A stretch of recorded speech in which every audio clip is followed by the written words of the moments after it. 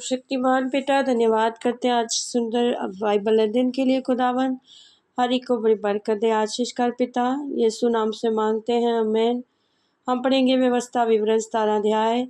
तू अपने परमेश्वर यहोवा के लिए कोई बैल या बकरी बलि ना करना जिसमें दोष या किसी प्रकार की खोट हो, क्योंकि ऐसा करने से तेरा परमेश्वर यहोवा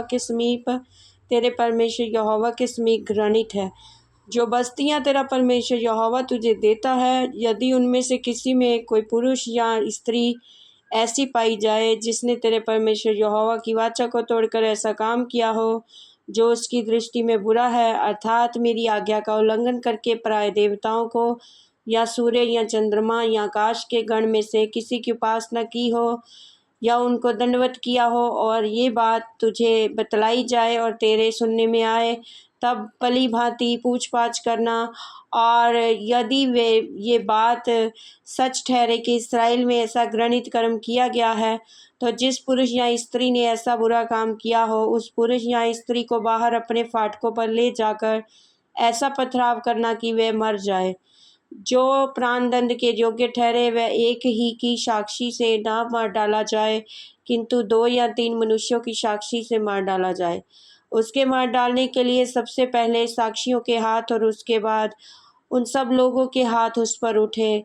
इसी रीति से ऐसी बुराई को अपने मध्य में से दूर करना। यदि तेरी बस्तियों के भीतर कोई झगड़े की बात हो, अर्थात आपस के खून या विवाद या मारपीट का कोई मुकदमा उठे, तो उसका न्याय करना और तेरे लिए कठिन बात जान पड़े, तो तू उस स्थान को जाकर जो तेरा परमेश्वर यहोवा चुन लेगा, लेवीय याजकों के पास, उन दिनों के न्यायियों के पास जाकर पूछ पाछ करना कि वे तुमको न्याय की बातें बतलाएं।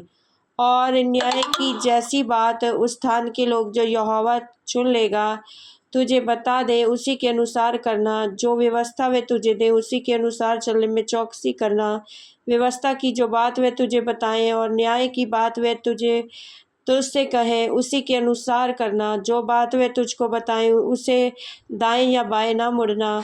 और जो मनुष्य अभिमान करके उस याजक को जो वहाँ तेरे परमेश्वर यहोवा की सेवा टहल करने के उपस्थित रहेगा ना माने या उस न्याय की ना सुने, तो वह मनुष्य मार डाला जाए। इस प्रकार तू इस्राएल में से ऐसी बुराई को दूर कर देना। इससे सब लोग सुनकर डर जाएंगे और फिर अभिमान नहीं करेंगे।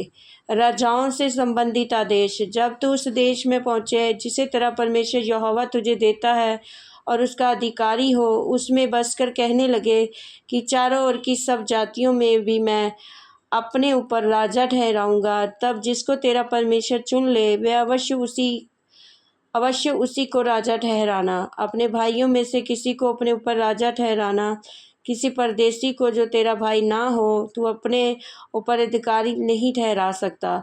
और वह बहुत घोड़े ना रखे और ना इस मनसा से अपनी प्रजा के लोगों को मिस्र में भेजे कि उसके पास बहुत से घोड़े हो जाएं, क्योंकि यहोवा ने तुमसे कहा है कि तुम उस मार्ग से फिर कभी न लौटना। और वह बहुत स्त्रियां भी न रखे, ऐसा न हो कि उसका मन यहोवा की ओर से पलट जाए, और ना वह अपना सोना रुपया बहुत बढ़ाए।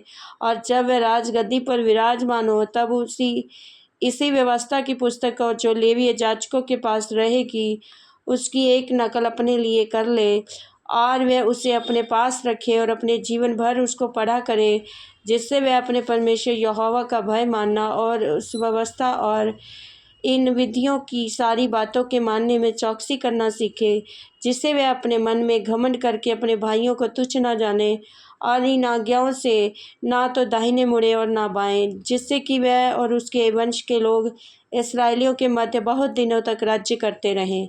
आमेन। इस वचन के द्वारा प्रभु ब्लेस करेंगे सबको। जय मसीह की।